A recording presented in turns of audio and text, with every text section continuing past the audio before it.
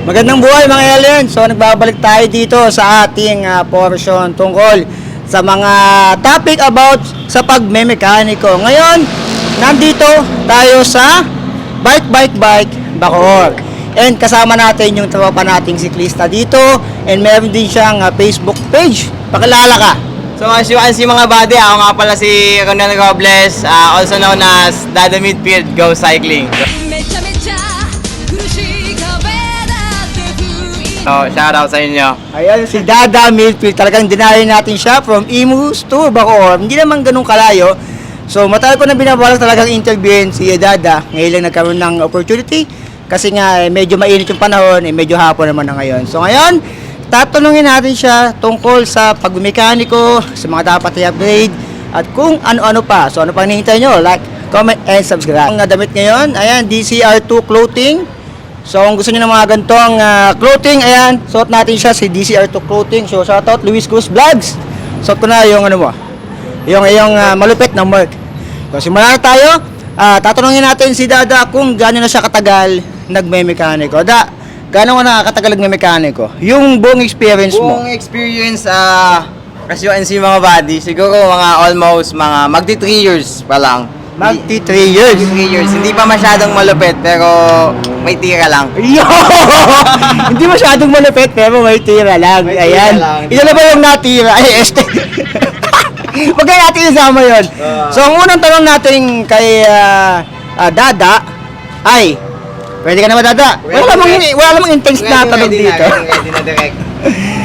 Sa 3 taong pagme-mekaniko mo ba, sa tingin mo ba, ano yung unang in-upgrade or upgrade dapat sa isang bisikleta? Sa experience mo, sabihin natin ikaw, ano yung unang mong in-upgrade sa bike mo? In my own experience kasi, mula nung nagkaroon ako ng bike, ang una ko talagang in-upgrade is saddle. Saddle? Saddle. Bakit saddle? Kasi hinahanap ko yung comfort ko eh. So, syempre, nung mga panahong yon, di pa natin alam yung mga tinatawag na bike fitting, which is inosente tayo doon. So, yung sa lugar ko kasi medyo may lahing inchi kasi tayo, nasakang tayo. So, iba kasi yung bone structure natin eh. So, ang hinahanap ko talaga is saddle. Sa saddle ako unang nag-invest. Sa saddle? Kasi hinahanap ko yung pinaka-comfort zone ko. So, since nahanap ko naman na siya, ang pinakasunod ko, kasi pag bibili ka kasi ng bike, pedal. Pedal. Ang pangalawa, pedal. Kasi ito, mga stock kasi ito eh. So, ito yung mga nababasag. So, kapag nag-upgrade ka, saddle, and then, pedal. Kasi hahanapin mo yung pinaka-comfort pedaling mo eh. So, yung mga handle grip, stem, mga kung ano man, rotor blade, kung ano mang part ng bike, hintay mo munang masira bago mo palitan. Para kung masisira man sila, at least may idea ka na kung anong klase yung bibilin mo pag sila nasira. Natatandaan nyo kung madalas kayo manood ng mga vlogs ko, yun yung madalas kong sabihin.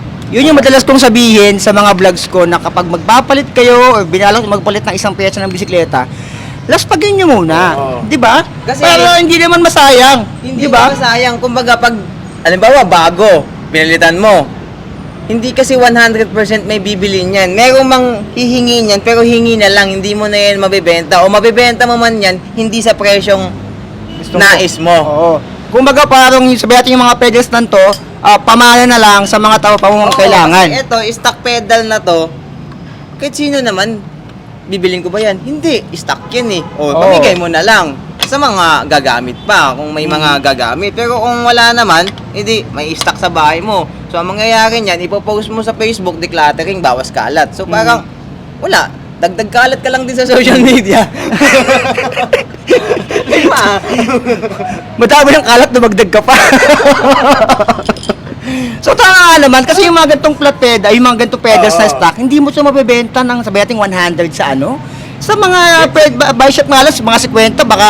Benta nga yun, tanggihan ko pa eh. Oo, baka nga 20, bato pa sa iyo. Seryoso yan. Walang halong biro yun. So, una mo pinalitan yung saddle, saka yung pedal for comfort. So, yun. So, yung mga gusto yung ng comfort, dapat, alamin nyo yung anong part yung hindi kayo komportable.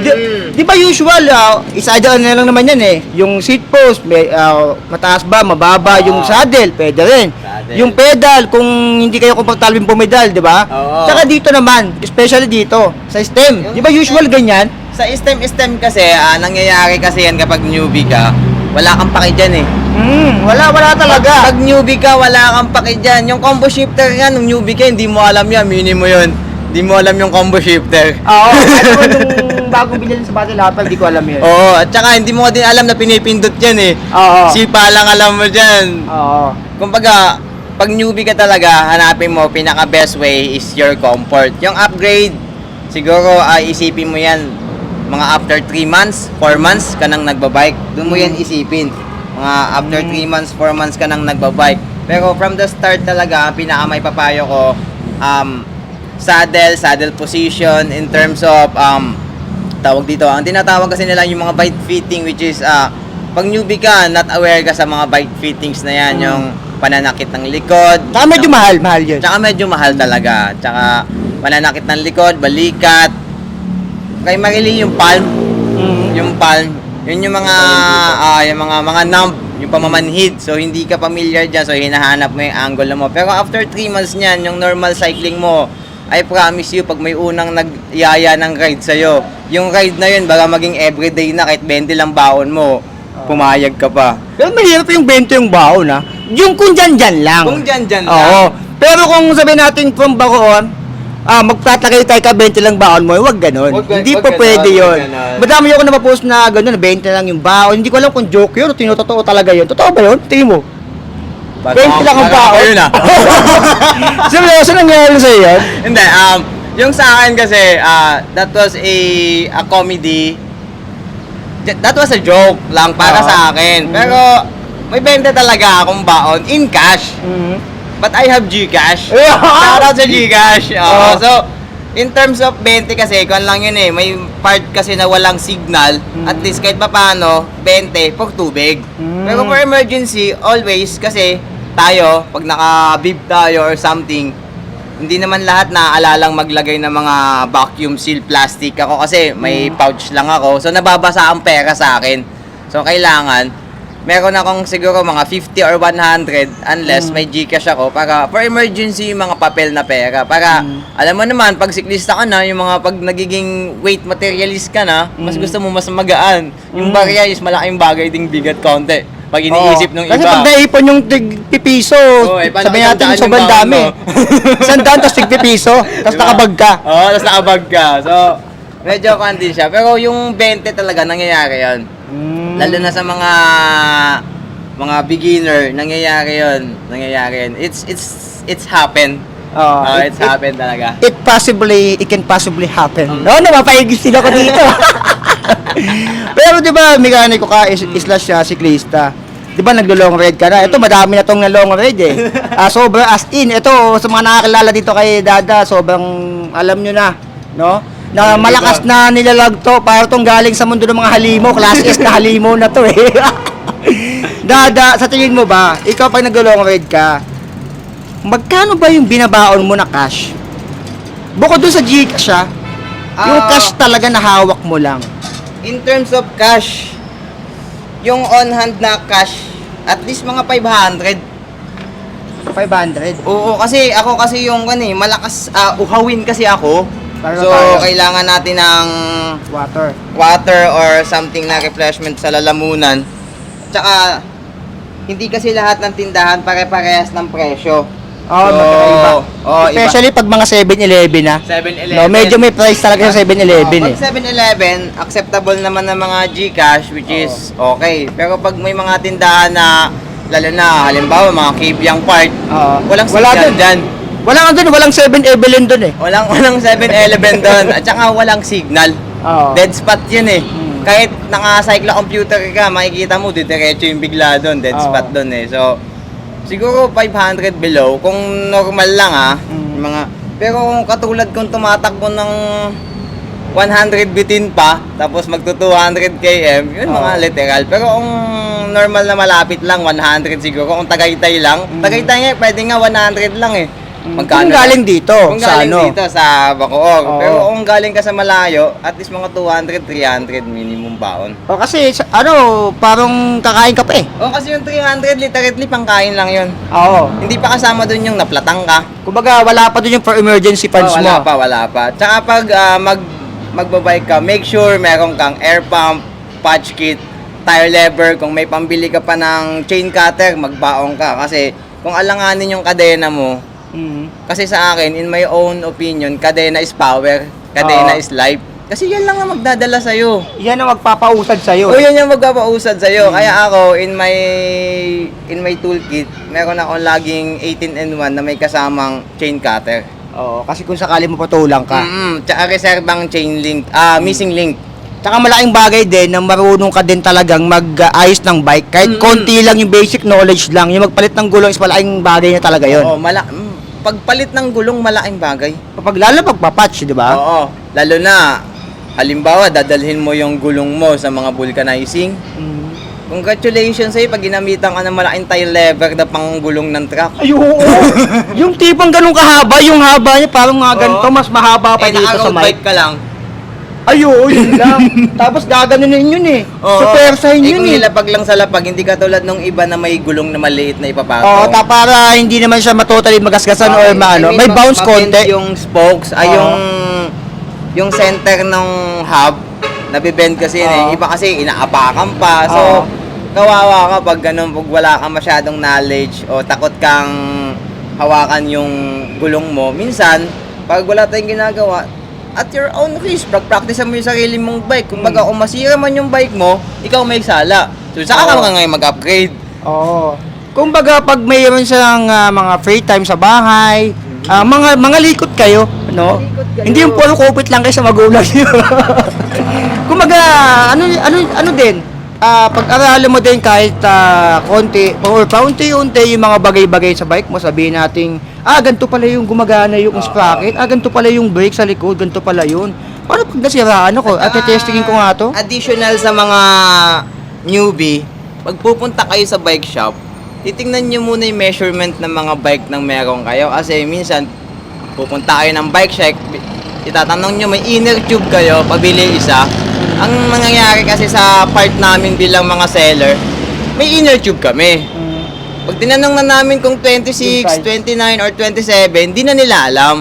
So, ang nangyayari, kami ngayon yung parang may kasalanan. Kasi, hindi namin sila napagbigyan kung ano yung hinahanap nila. Kasi isipin na lalo eh.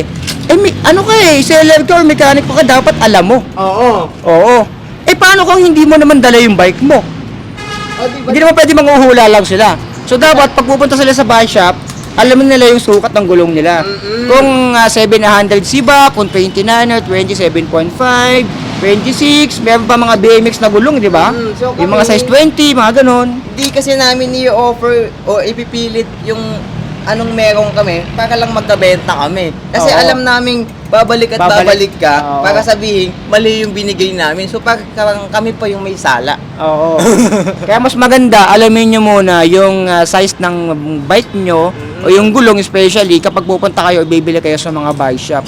Para wala nang pagkasisi, kumbaga wala nang balik-balik agad, no? Walang balikan, Oo. walang kasihan. Oo, sana all nagbabalik ka. Pero sa experience mo ba, dumako naman tayo ulit sa bike, no? Sa sarili mo bang experience, ano ba yung madalas na unang nasisira sa mga bike, especially sa mga budget bike? Sa mga budget lang nabibili sa mga bike shop, yung mga stock. Yan. Ang pinaka-special talaga, pinaka-unang nasisira sa mga built bike, no? Yung stock pedal. Stock pedal. Stock pedal. Mhm. Yan ang unang-unang nasisira. Kasi, pag bike kasi na like 5K below or something, hindi kasi natin alam kung anong nangyayari niyan pag nandun na yan sa bahay ng may-ari Tapos, as a new cyclist or new bikerist, kung ano man tawag nila dyan, napaglalaruan yan or hiram ni ganito, hiram ni ganyan. Since, pag ang bike kasi ay binili para sa atin at hindi tayo ang gumastos, ang nangyayari, wala siyang halaga sa atin. Promise. Sa bagay, may point.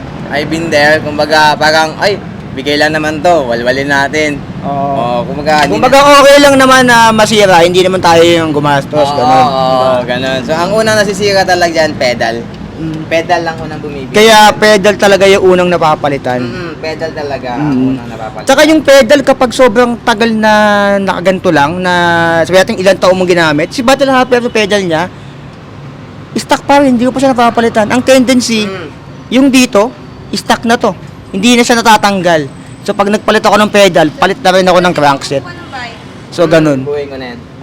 Sobrang importante yung sa mga ganito napapalitan agad. So palitan nyo agad kung mayroon kayong budget, no? So ayan.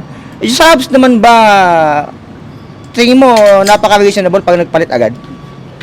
Sabi natin ako, gusto ko ng maingay na hubs. In terms of maingay na hub, in my own opinion, bilang isang siklista / mekaniko, tindero at manlalaro, ang hub kasi sa akin ay hindi kailangang maging maingay. Para sa sarili kong opinion. Pwede akong mag-invest sa hub sa bearing. Kumbaga yung bearing ang pinaka-importanting part. Kasi Siyempre. ako ay may hub na halagang 2.4, pero yung bearing ng hub ko ay ang halaga 3,000.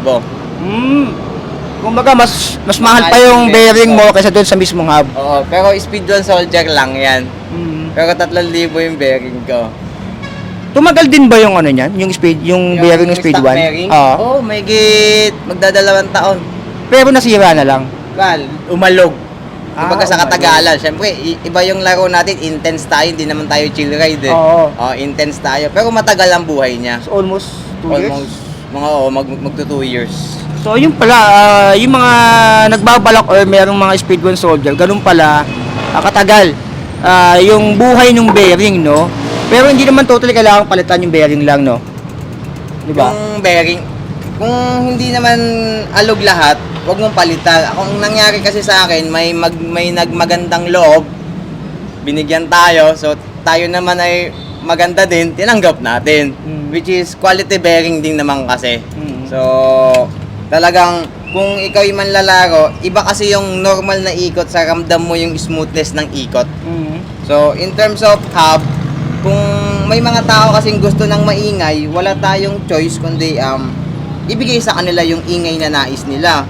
Pero sa opinion ko, hindi mo kailangan magkaroon ng hub na maingay, lalo na kung ang lugar nyo naman ay crowded area or maraming aso. Yun nga yung sinasabi nila, habulin talaga ng aso ang maingay na hub. Hate na hate ng aso yan. Kasi ang mga aso ay irritable pagdating sa pandinig. Oo.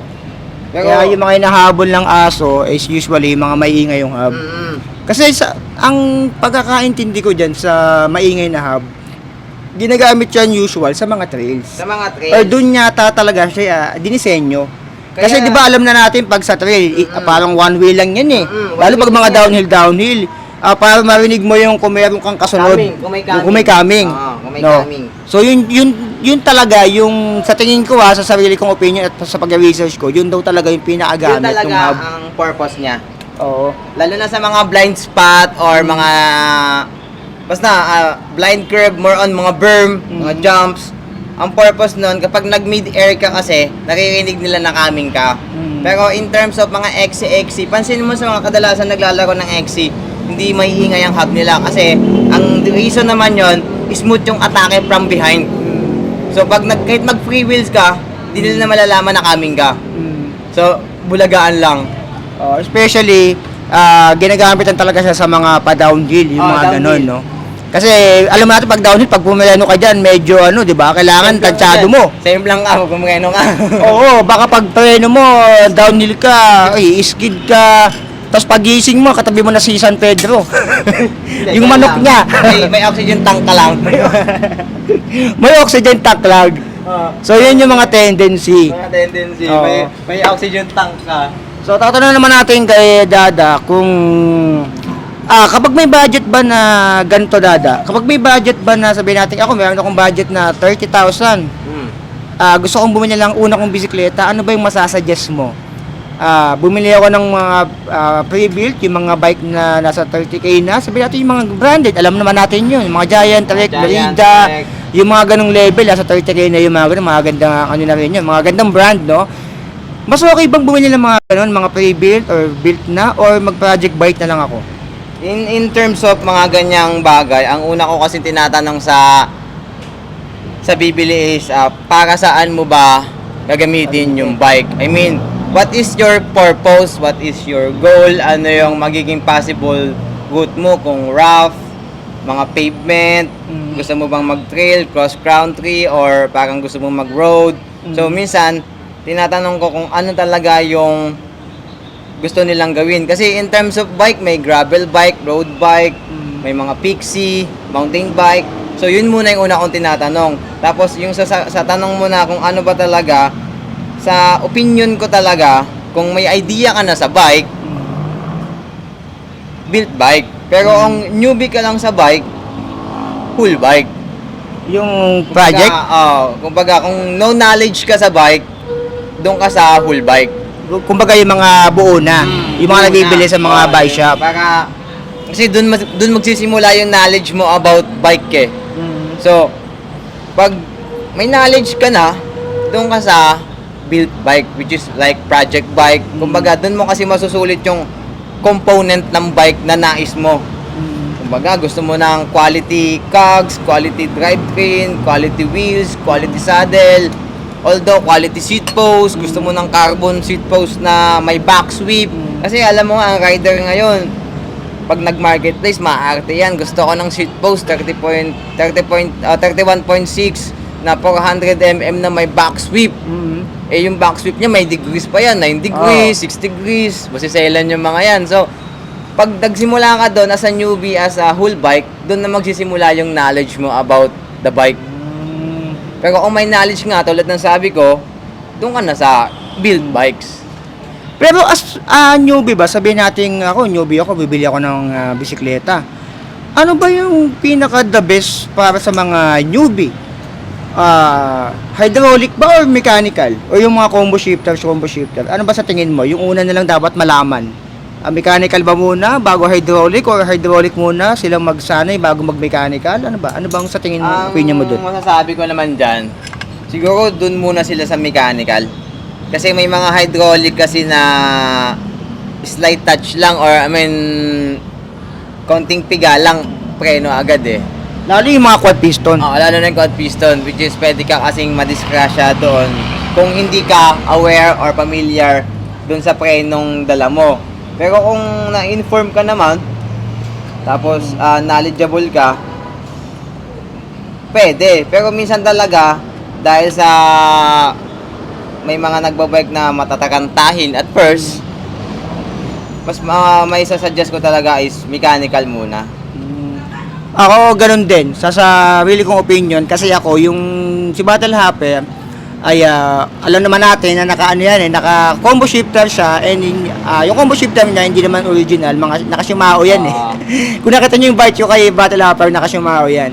So, una ako nasanay sa mechanical, kasi sa mechanical, okay naman, pwede naman magsimula sa mechanical bago ka mag-hydraulic, kasi yung iba yung piga ng mechanical sa hydro eh. Iba. Sa mechanical kasi pag diniin mong ganyan, ano pa eh, okay pa kasi Nasa kamay mo yung Oo, pwersa eh. tsaka yung bulusok mo, sabihin natin bulusok mo, pag diniin mo kasi yung mechanical, ano ka pa yun, uuusad ka pa rin kahit nakadiin ka eh.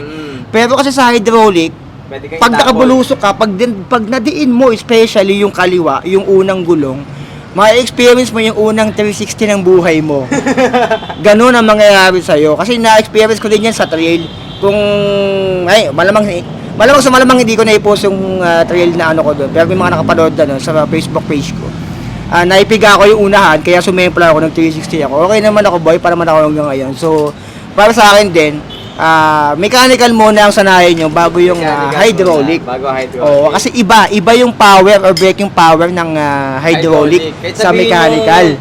Ordinary hydraulic lang yan, kahit unbranded. Oo, For yung mga example, lugan-lugan, mga X-Spark. mga Logan, X-Spark, sabihin na natin weapon, ano ba yan, MT-200. Oo. Kahit ano ba yan, kahit ordinary lang yan, iba pa rin ang braking power basta bago yan. Oo. Oo. Ano na Kasi kung newly bleed, Oo. iba pa rin. Yung mga nababadge ko na mga bagong bisikleta ng mga pre-built, ginaganon kong tumitigil agad.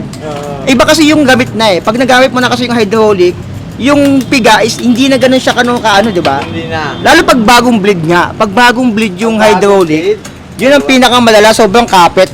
Sobra talaga. Kumbaga, tapos bagong linis yung rotor. Oo. So, sobrang kapit yung mga yan. Yun nga. Ito naman, especially sa mga linis-linis. Ito naman, tungkol naman tayo, dumako naman tayo sa pagbabike maintenance. Ito, maraming hindi gumagawa nito, marami ding walang ideya dito eh, or konti lang yung ideya. Sa tingin mo ba, ano ba yung tamang pag-maintenance ng bisikleta? Tuwing kailan ba dapat yan? Na weekly ba yan? Everyday ba yan? Once a year? Once a decade? Tuwing kailan ba dapat ginagawa yan? Yung pagbabike mechanical? Kung meron kang at least 30 minutes of your life para sa bike, everyday mas maganda. Mas maganda everyday. Oo, Mas kasi- check nila everyday. Kasi ako, yan, si Snow, with my Duke Breaker Snow, everyday kong hinihimas yan, parang manok yan eh. Kumbaga, shota ako yan eh. Kumbaga, kung saan ka nag-invest, bigyan mo ng halaga. Huwag yung parang hugasan mo lang, uy, may ride ako bukas, hugasan ko to. Kasi yan sa akin. Hindi yung kung kailan may ride ka lang. Oo, hindi ganun yun. Magtatampo sa yan. Mamaya, pag ginamit mo pala yung kinabukasan, flat yan ngayon. Naganda leche-leche ka ba? Oo. Kasi nangyayari yun, especially nangyayari yun sa mga tubeless na nakahang. Ba't tubeless na nakahang? Anong meron doon? Mas maganda kung nakalatag. Kasi may konting puwersa. Pag mga nakahang yung minsan, nakahang sumisigaw lang yan sa mga sila. ano nila. Oo, Mas maganda yung nasa lupa, Oo, nakalapag sa lang. Pero paano kung sabihin natin ako, ano lang ako, ang casual rider lang naman ako, hindi naman ako yung tipo na mahilig talaga magbike. Siguro weekend rider lang ako, ganun. Kung weekend rider ka naman, ang maintenance siguro ng bike mo, siguro kahit mga once a week. Once a week? At least meron kang once a week. Mhm. Basta wag mo lang patutubuan talaga ng lupa yung rear derailleur park, Oo. lalo na sa cassette park. Yan yung mga tinutubuan ng lupa eh, mga alikabok, lalo na kung mahilig kang maglagay ng chain lube. Mhm. Chain lube is one of the priority para sa smooth shifting. Kung aware ka sa shifting, pero kung hindi ka naman pala cambio, wag kang bumili chain lube para hindi madumihan yung cassette mo. Nakakambyo mo na ako. Kasi ang chain lube kasi, 'di ba may wet, dry, may ceramic. Oh, iba-iba. Oo, Sobrang iba-iba. daming change loop talaga. Sobra. Kung ikaw ay nagtitrail sa mga alikabok, dry na area, ang gamitin mo wet. Yung wet. Pero kung tag-ulan, gamitin mo yung dry. Kumbaga kabaliktaran. Kabaliktaran. Kabaliktaran talaga siya. Kasi hindi naman pwedeng nag-wet ka tapos umuulan, edi dumaloy lang din yan. At saka mas madungis ang wet sa tag-ulan. Oo. Kasi ang wet, ginawa siya for dry season. Babaliktarin talaga Oo, sila. Kaya napapansin mo yung mga nag-XC Enduro, XCM na mga alikabok, wet ang gamit nila. Pero makikita mo yung kadena nila, medyo basa pa. Kasi ang tagal patuyuin ng wet. Kasi ginawa siya for dry season.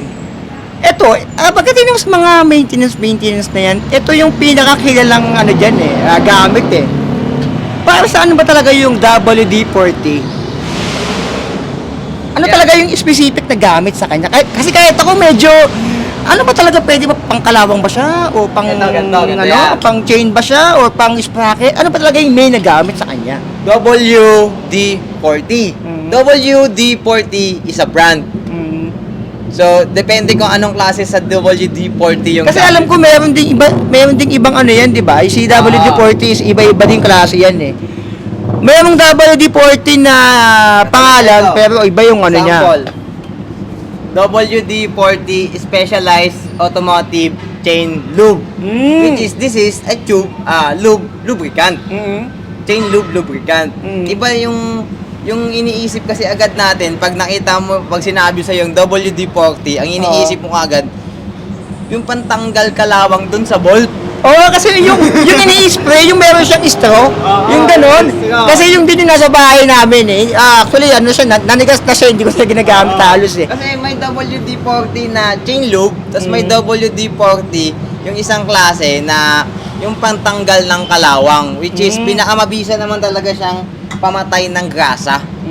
Actually, ginagamit siya Yun yung pang linis ng bearing. pinakakilala eh. Oo, Yun yung mga maraming nakakabili lang gano'n na WD-40. Yung tipong parang siyang may straw na gano'n, na puti. Meron ako sa bahay noon, malamang sa malamang meron din kayo noon. So, ang gamit pala noon ay pantanggal grasa. ng grasa, tsaka ng kalawang. Ng kalawang. Yun yung pinakamabisa. So, yun pala yung gamit noon. Saan naman tayo? Sa WD-40. WD-40. WD-40. Eh, pakita ko isang WD-40. Yung... Wala pala kami nun. Oo. Wala kami nun. So, yung isang WD-40, yung parang may straw na pag ginina mo sisirit, yun yung pantanggal talaga ng Oo, kalawang. yung pantanggal ng kalawang, nakalimutan ko kung anong klase siya ng WD-40. Basta siya yung klase ng WD-40 na ginagawang lubricant. Kumbaga, yun yung anong tawag doon? All-purpose, all-around pa ang tawag doon. Something.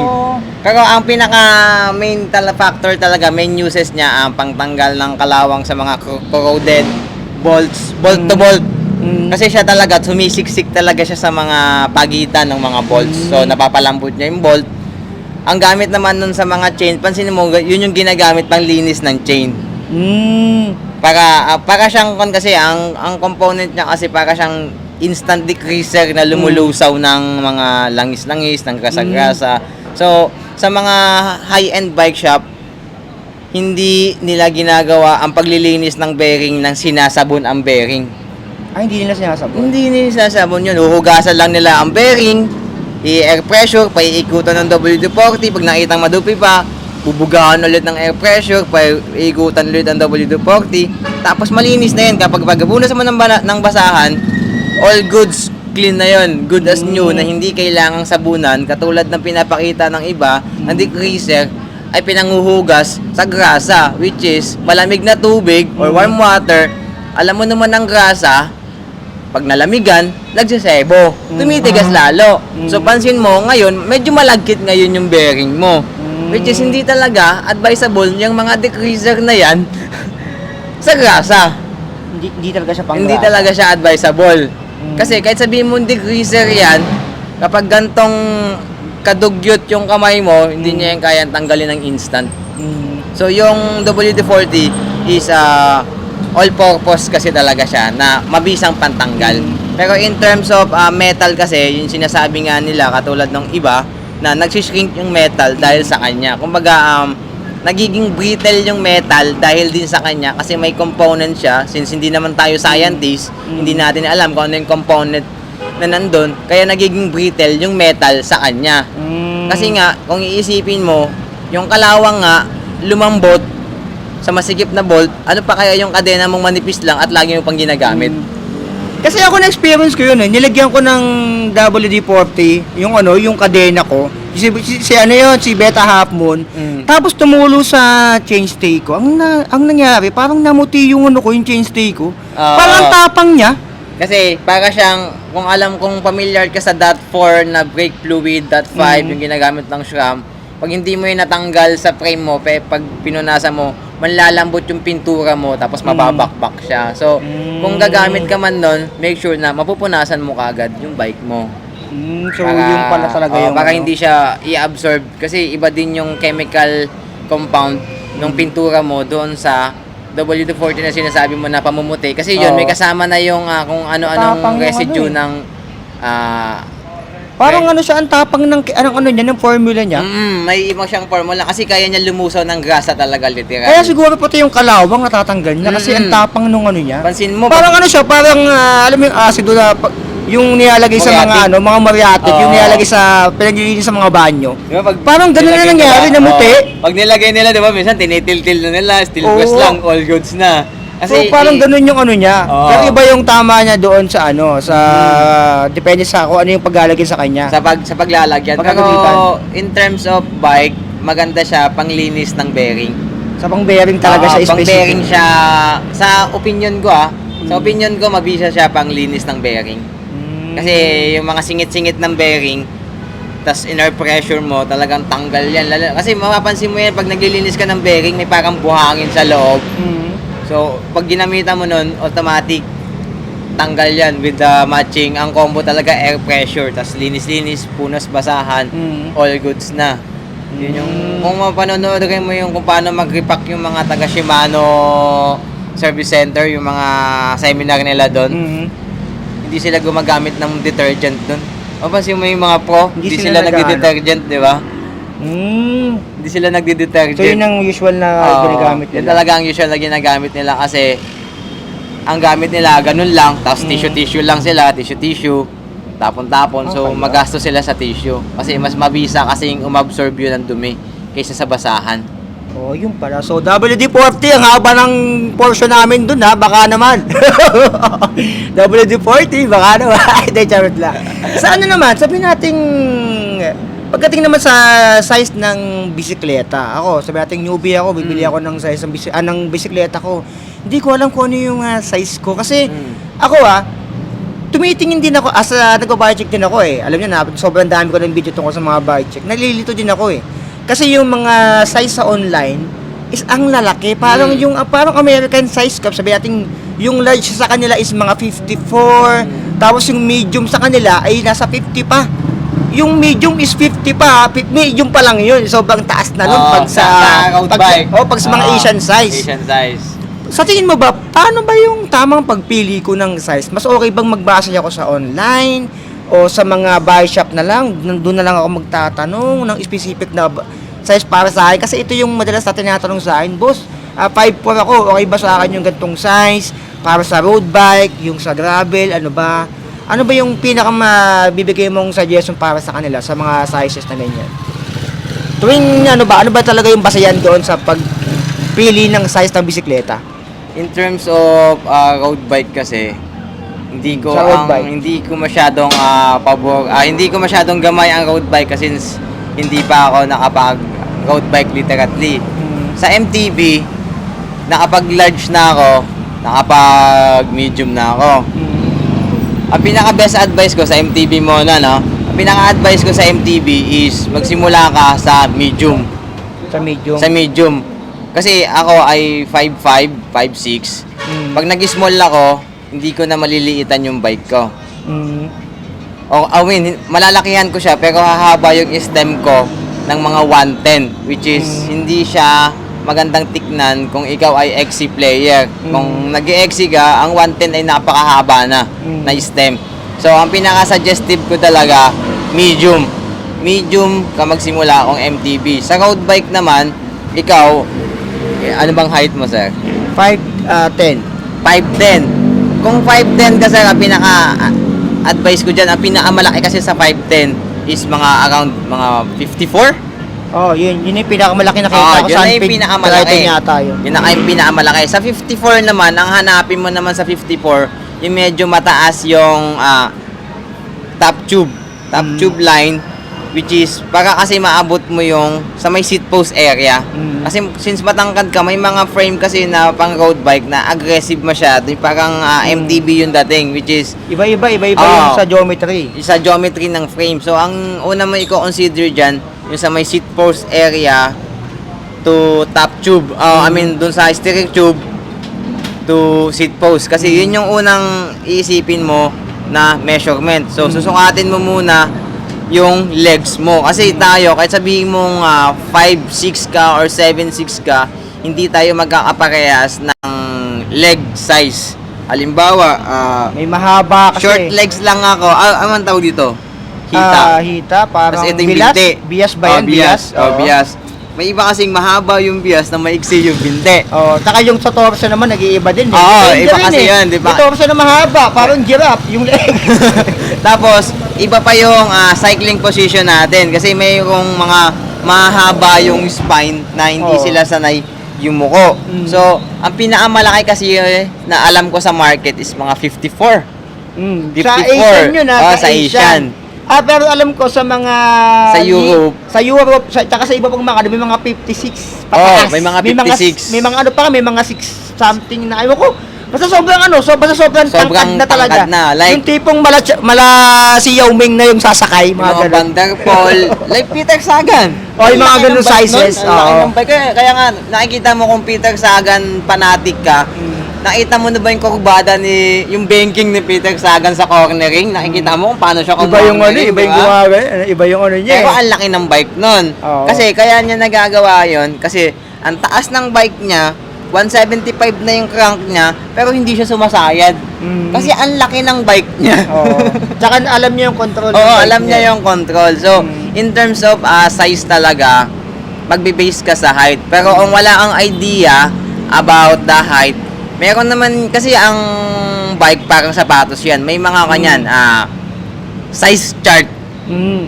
Kung panati ka ng trek, tingin mo yung size chart ng trek. Oo. Titingnan, Kumbaga, pwede kang kumuha ng idea doon. kukuha ka ng idea. Pero yun ay kung ang bibili mong bisikleta ay yung Okay. mismong brand. Oo. Yung brand na yon. Kung Kasi may mga Giant. ganun eh. Oo, may mga Oo. ganun eh. Titingin ka ng size chart ng Giant, tapos ang bibilin mo yung mga Sunfeed. yung mga Sunfeed. Yung mga nasa bike shop na ano dito, iba yung sizes. Iba. Iba yung size ng Giant na mga trek, yung mga branded sa online. Compare Kasi- mo dito, no? Hindi sila same engineer. Oo, iba. So, kung Ibang scientist. ibang scientist nun. Kung bibili ka ng bike, ang pinaka-best advice ko talaga, kukunin mo yung size chart ng model na gusto mo. Kumbaga, you have the specific bike on your mind, tapos kukunin mo siya. Hindi yung may specific bike ka on your mind, tapos pagdating mo sa bike shop, nag-change of mind ka kagad na, ay, eto, pasok to sa akin. Tapos, alam naman natin ang pagsisisi, laging nasa una. Nasa huli. Nasa huli. Kala ko nasa huli. Nagsisi ka kasi kaagad eh. So, Oo. minsan, nangyayari kasi yon na unexpectedly, nandun yung first option niya na wala sa loob niyang bilhin yun. Tapos bigla niyang bibilin bigla kasi nandoon. Tsaka iba din yung ano, iba din kasi pag aero, 'di ba? Ay ba? Madami may gusto ng aero eh. Yung aero kasi iba yung ano eh, iba yung alam mo yung tipo na Baka ako pag nag-comment ako sa Aero eh. ano bang meron sa aero? Medyo ano ba yan? Naka-Aero Medyo ka pero takmo mo 20. nakakita ka na ba ng ganun? Meron, marami. Yung naka-aero bike ka tapos sa takbuhan mo 20 lang. 20. Nakayuko pa yun ha. Nakagano'n ka Nakagala lang. pa yan. Baka naman pagod lang. Ha? Baka naman nakailang laps na. Sinundan ko nga eh. Tinitingnan ko 20 lang talaga. 3 ikot na nangyari. Hindi, mali mo naman na lang.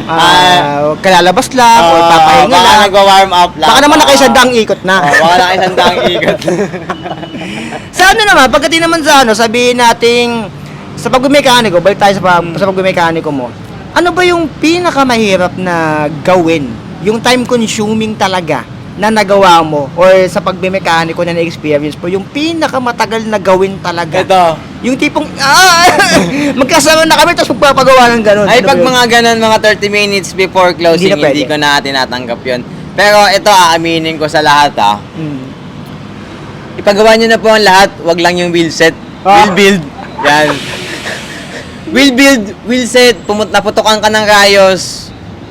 Doon na kayo sa iba kasi in my... Yun ang time consuming talaga. Yun ang pinaka-time consuming. In my own experience kasi, ang daming kong mga naging master. So, shout out kay Kuya Ton ng Beleton Bike Shop. Yan, master ko yan, si Kuya Ton. Siya yung nagturo sa'yo. Oo, dyan ako maraming natutunan sa kanya. Si Kuya Anton ng Beleton Bike Shop. Shout out sa'yo. So, sa lahat, ayan, si Kuya Archie. Si Kuya Archie, yan, okay, shout out sa'yo. So, yung wheel build kasi or wheel set alignment, inaral ko naman siya, natutunan ko naman siya. Pero kung gagawin mo kasi siya talaga yung pinaka-kailangan ng time, effort, experience, dedication, lahat na. Kumbaga, ibubuhos mo kasi yung lahat ng oras mo sa kanya. Kasi kukunin mo yung perfect wheel, tuning, walang talon, walang paling, tamang tension ng spokes. Kasi yung wheel build na yan or wheel set, that is what I call masterpiece. Kasi hindi lahat nagagawa yan. Oh, mahirap. Mahirap yan. Natututunan siya pero hindi mo yan kayang ma-perfect. Oo. Kumbaga, bibilang ka ng taon para masabing kahit nakapikit ka, nakakapag-align yan si ganto, si ganyan. May iba kasi na pinagkalooban ng talento sa pag-wheel build pero in terms of full bike, hindi nila yun ginagawa. Kasi sa pinanggalingan ko, meron kaming taga will build align. Ang trabaho niya, yun lang, specific. Kumbaga to ka lang ngayon. Oo. Pag-alignment. O alignment. Pero pag inutusan mo siya sa ibang part ng bike, hindi niya alam yun. Kasi ang sinabi naman niya, ito lang din kasi yung tinuro ng tatay ko sa akin. Ito lang din yung alam na alam ko. Kumbaga, doon siya magaling. Doon niya gamay. Niya yun. Oo, kumbaga, kung tayo, hindi natin gamay yun. Pag may dumarating sa shop, ang sinasabi ko kagad, sir, negative ako dyan. Hindi ako nagbibida-bida. Kasi may mga natanong din ako na na mekaniko na ang pinakamahirap nga daw din talaga na part na pag-mekaniko, yung pag-align yung sa rims, yung pagbubuo ng rim set, ng wheel set mo. Kasi time consuming talaga kung iisipin. Sobrang time consuming. Especially, sabihin natin may hub ka. Magpapalit ka ng rim. Tsaka yung spokes, ayaw mong magpalit. Ang matagal doon, yung isa-isahin mo siya.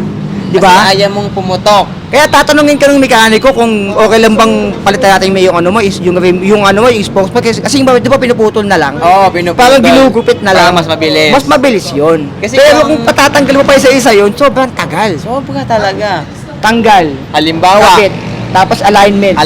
Tapos ito pa malupit dyan. Ikaw ay naka 32 holes hub na naka 36 holes rim. So this is the conversion. Parang yun, iaano mo pa yun. Conversion. 32 to 36? 32 to 36. Magiging magkakaroon ng cross yung hub, yung wheel set mo. So may butas yun. So yun yung mahirap habulin. Yung dalawa, tas isa. Ang mangyayari niya, mawawala to, tas dalawa, malayo. Tas bakante to.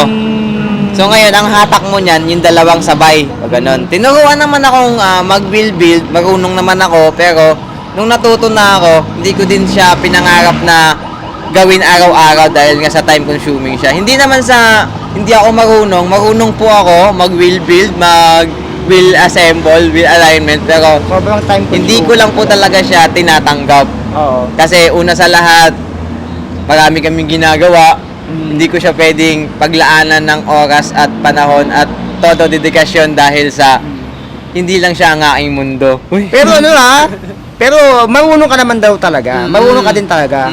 Parang hindi mo lang talaga siya porte. Lahat naman tayo na ganyan Lahat tayo may mga porte. Ikaw magaling sa ganito, ito naman yung hindi ka magaling. Parang ganoon, di ba? Hindi ko lang talaga siya trip. Hindi lahat trip mo, hindi lahat mamamaster mo. Kumbaga may specific lang talaga. Parang long ride lang yan na ikaw at ako mahilig akong rumatrat, ikaw chill ka lang pero naaabutan mo ako. Oo. Parang ganun lang yan. Parang ganun lang.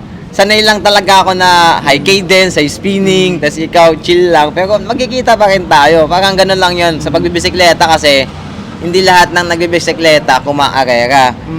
Hindi lahat ng nagbibisikleta gustong makalimot sa problema. Yung iba dyan, gusto lang magkaroon ng problema.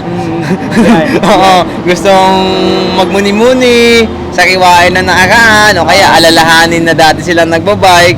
Kasi hindi lahat ng nagbabike ay iisa lang ang motibo sa pagbabike. Iba-iba talaga. Iba-iba yung dahilan natin iba-iba yung dahilan natin. May gustong makalimot, na-busted, or broken hearted, gustong makalimot, gustong makamove on. Lakas pa naman umahon ng mga broken.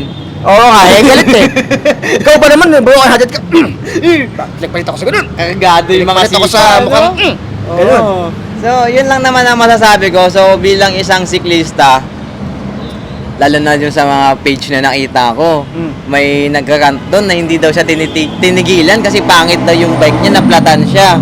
So, ang masasabi ko kasi doon, bilang isang siklista, you have your own responsibility in your own bicycle. Kasi nga, pag ikay nag-post, may bike, may rules. So, dapat magdala ka ng sarili mong mekaniko kung makaplatan ka man lang. So, ang pinaka-priority talaga bilang isang siklista, magdala ka ng air pump, patch kit, kung wala kang extra spare na inner tube, tire lever, kasi paano mo naman natatanggalin yung gulo mo kung wala ka niya. So, mga special component lang, yun lang lagi kong papaalala. Saka yung iba kasi minsan mga walang dala magloloko walang dala. Ang bubarautin nila, yung kasama nila.